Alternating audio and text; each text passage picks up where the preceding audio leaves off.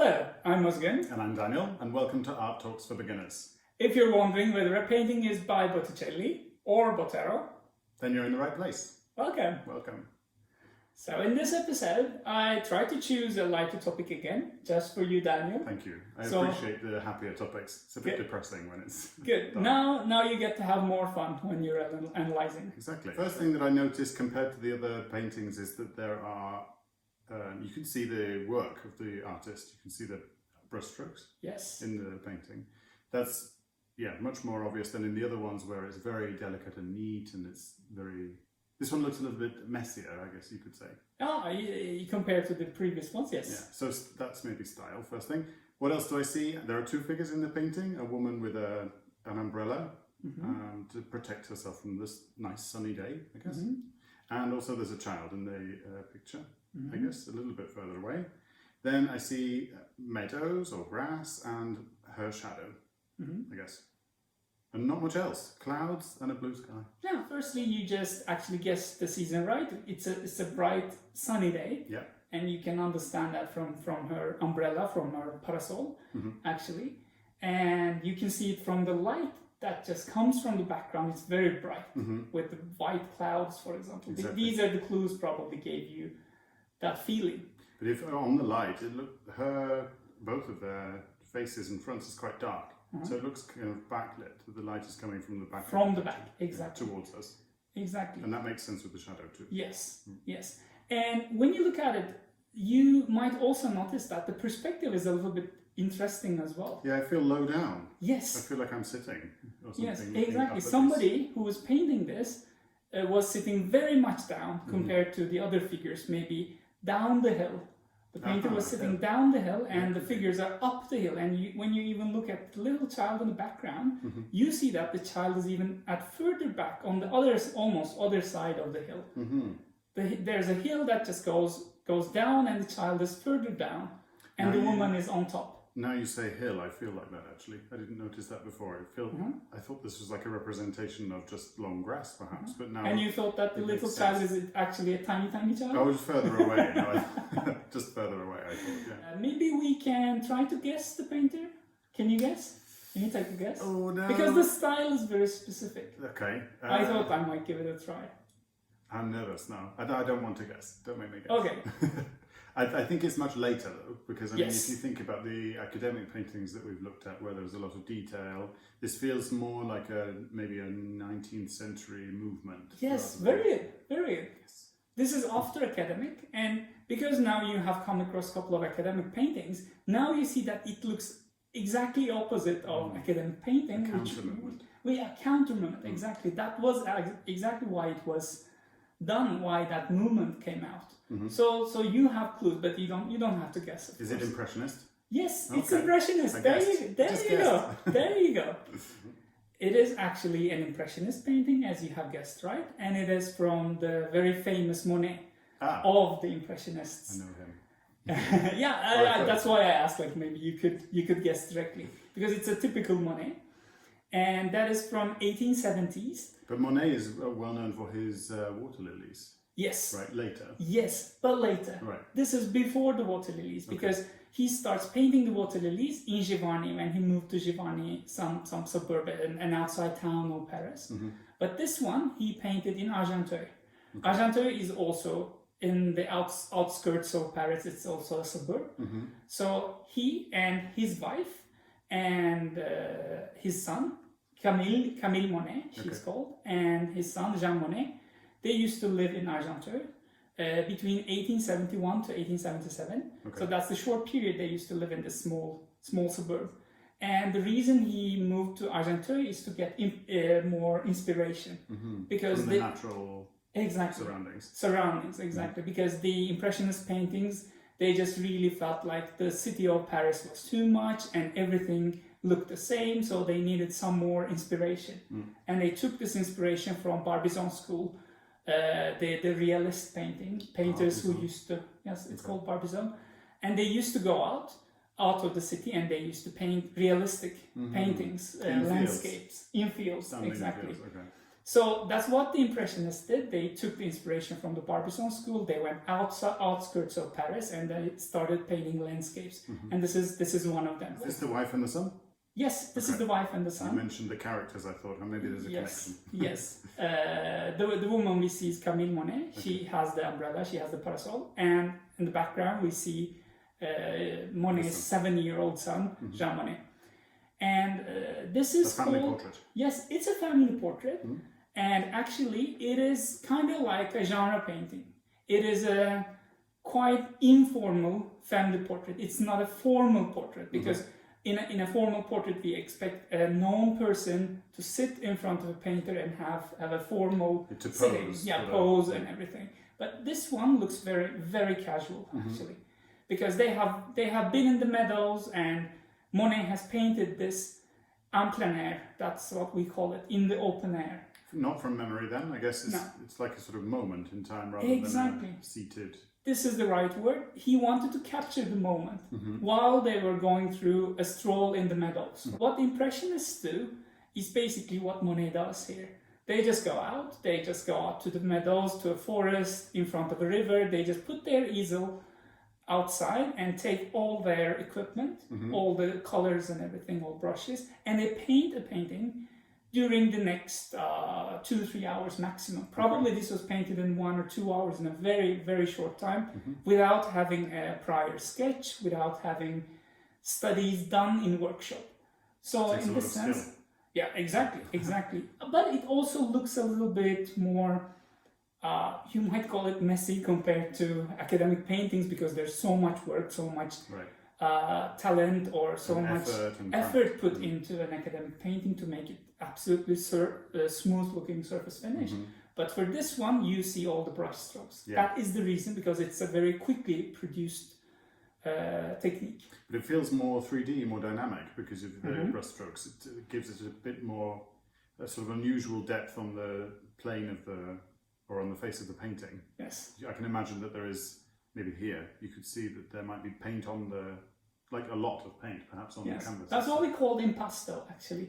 You see the paint applied on the canvas in big dabs of color. You can see it looks even three-dimensional. You see the depth of the paint on it. Okay. Because there's like big parts or big chunks of paint applied on the canvas. When you look at it, you might see a lot of brush strokes, but the brush strokes are mostly short and rapid. Not the ones on the clouds. The clouds are more longer, wider brush strokes, a little bit more impasto there. But especially in the grass, in the meadow, you see that there are a lot of short, rapid brush strokes. To represent the leaves and the petals? The grass, the flowers, different colors. And when you just take a closer look at it, you see that the colors are put without blending them with each other. They're like, for example, the painter used light green in different shades, but he put different brush strokes of light green, then he put different brush strokes of darker green, a bit of yellow. You might blue, purple. Yes, exactly. You might be very surprised to see blues, purples, colors that you would not expect to see in green grass. Exactly. That the painters were not using or doing before this period. What Impressionists do is that they never blend the colors. Mostly they don't blend the colors on a palette. Instead, they just put everything on the canvas next to each other, trying to create this shadow effect. By using the blues and purples with greens and yellows, for example, Monet creates the figure's shadow on the meadow you see in the middle, for example. That is a very, very different technique that the painters before Monet have never used. So when you are a bit further away, you get the impression, I guess, of the overall grass and the meadow. Exactly. When you look closely, it looks very unnatural. Exactly. This is why we call it Impressionism, as you have actually explained. You have to just take a step back from the painting, and you maybe squeeze your eyes a little bit, and then you see the impression of it. But you don't see the actual figures, you don't see the actual objects in detail. It's not like the Northern Renaissance, for example, where we saw everything in so much precision, so much detail. This is the exact opposite. So that's why when it was produced in the beginning, it was very much criticized by the art critics, because it was nothing that they have seen before. Quick and dirty, I guess. It's not very detailed and it's very fast. Yeah, it just felt like effortless. But in the dress, there's the same effect? Or maybe it's slightly different because you get the shape and the flow of the dress. It's more flowing brush strokes, you see. They're not short dabs of paint, but there are different versions of the technique, of course, but especially in the grass, it's very typical Impressionist. But all of this painting has a lot of Impressionist brush strokes. And you may see that the colors in this painting is very bright. All of them are very bright. The reason for this is the Impressionist paintings, they used to paint the canvas with white color before. We have talked about this in the pre-Raphaelists. You might remember. And that's why their colors look very bright and flashy compared to the old masters. In Baroque, where it was the dark background. Exactly, a dark background, very beige colored or earth colored canvas they used. So you gave me some different versions of the same painting too, I think. Yes, I did. Actually, Monet returned to the same subject 10 years after he lived in Argenteuil, and at the time he was painting those two versions. He was living in Giverny, where he painted also the water lilies. And he used his second wife's daughter as a model in these two paintings. That's not the same woman? No. Not even his... Okay. No. So the original picture is his first wife, and now he's... Yes, and the second one is his second wife's daughter. I can see some family arguments. maybe, but there are more things in artistry more than this. More shocking than funny, shocking moments within families. So that's nothing. Yeah, when the king and queen kill their children or whatever. That was. So is this a breakthrough piece for Impressionism? It is a quite recognizable piece, I can say, but this is not the first piece that came out, or it's not the one that has given the name of Impression to Impressionism, actually. But it's a good example of the Impressionist movement. So it's a very well-known work of Monet, I can say. Where does the Impressionist movement come from then? Let's talk about this a little bit. Good question. You might remember that we talked about the French Academy and how Academy exhibited the approved works of the painters who used to paint in the academic style in Salon, Paris. Yes, and the ones they didn't exhibit there, they rejected. They put them in another exhibition in 1863 that's called Salon de Refusés. So basically it's the ones that are refused. The rejects. Yes, the rejects. Salon of the rejects. Salon of the refused ones. Like a runners-up gallery? More or less. Okay. The ones that were disapproved, we can say. And then this salon attracted a lot of attention, surprisingly. Although the Academy was after more creating a sense that these are the ones that we didn't approve, this is degenerate art, they wanted to say, most probably. Like this is the elite and that's the... Yeah. Not so good looking ones, This is the rest, they wanted to say. But it attracted a lot of attention, and later on, some of the painters who actually were displayed in the Salon de Refusés, they wanted to have this exhibition repeated, their pieces to be repeated in Salon de Refusés, because the Academy is not accepting their works. And they keep on rejecting. Yeah, it was popular. But the Academy rejected it twice. After that, 7 main painters come together and formed a group which is called basically the Independent Artist Society. It's a long name in French though. And these are Monet, Pissarro, Degas, Renoir, Cézanne, Sisley and Morisot. And there are more painters that joined them in time. And they found a place, they used one of their photographers' friends' gallery, and they used it as an art gallery and displayed their works. That's a good idea. 1874. That was the first Impressionist exhibition. Okay. And so it's a good job they had a friend who had a place that they... Yes, he helped them. He helped them because they didn't have the financiers, we can say. Nobody supported them. They just supported each other, more or less. And for the next 12 years, they just kept on doing these Impressionist paintings. There are 8 Impressionist paintings within the next 12 years until 1886. Exhibitions. Right. Impressionist exhibitions. And they were called Impressionists after a while. And this one was from the second Impressionist exhibition in 1876. Okay. So it's one of the earlier ones. It's a good example of if you get rejected, then it doesn't mean you should give up. No, there's an important message there, I think. Absolutely. What we can realize out of this is that today, if you look at art books, you don't see much about the French academic style of painting, for example, but you see Impressionist movement, you see Realist movement, you see Romantic movement. Because they're counter movements against the academic. Yes. I guess academic art is seen as a bit boring. After a while, it became boring because they kept on repeating the same thing for more than a century, even more than that. And these paintings, these movements, these painters, they just created and brought in something that was never done before. Right. So they just made people feel interested in art again, with a different eye. The important thing about art is that you have this movement and counter movement. I think you get this balance, or this movement, this swing between doing things, because the academy is based on old masters and doing things in styles that is very well known and is sort of seen as the perfect art. So now when you do something against that, then I guess the academy changes and starts doing stuff more like what becomes popular. So they're kind of behind. Yes, they were left behind. When we reached the end of 19th century, academy was still doing the same things, but in the meantime we have seen 3 or 4 different movements, and they started to come up in shorter periods.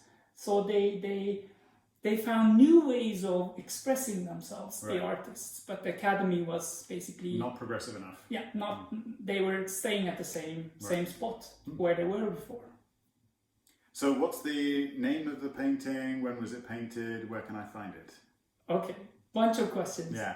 The name of the painting is Woman with a Parasol, or sometimes it's named as Camille Monet or Monet's wife with his son. There are like different versions, but simply it's Woman with a Parasol. It was painted in 1875 and was exhibited in the second exhibition of Impressionists in 76. In Paris. Yes, so I guess I'm going to France if I want to go and see it. For this one specifically, you need to go to US. Because this painting is in the National Gallery of Art in Washington, D.C. Because there was a lot of interest by the Americans in this new French movements. They purchased or ordered different pieces towards the end of 19th century or early 20th century. So there are a lot of those pieces you can find in the US. And this is one of those. There's not much of a story to this one, though. Oh, not really, we can say, because it's a simple family portrait, we can say. And this is what we see mostly in Impressionist paintings as well, because Impressionist paintings are not trying to tell us long, big stories with a lot of symbols. What they want to do is to capture a moment in life. And make it a visual expression. More of a visual expression. Then you just look at it and you see it in a different way that has not been expressed in this way before. That's why not much of stories in Impressionist paintings. It gives me some food for thought about what paintings we would do in the future, because this is a nice sunny Sunday afternoon in the park, and it's nicer, but it's a bit boring. So you're not satisfied. We should go back to darker topics again. Maybe we should. I like the story and the symbols ones. They're best. That's all for today on Monet's painting Woman with the Parasol. Thank you very much for watching us. Stick around for more inspiration on how to go from rejection to inspiring a counter movement. Oh, nice. And stay tuned for Art Talks for Beginners. Goodbye. Thank you. Goodbye.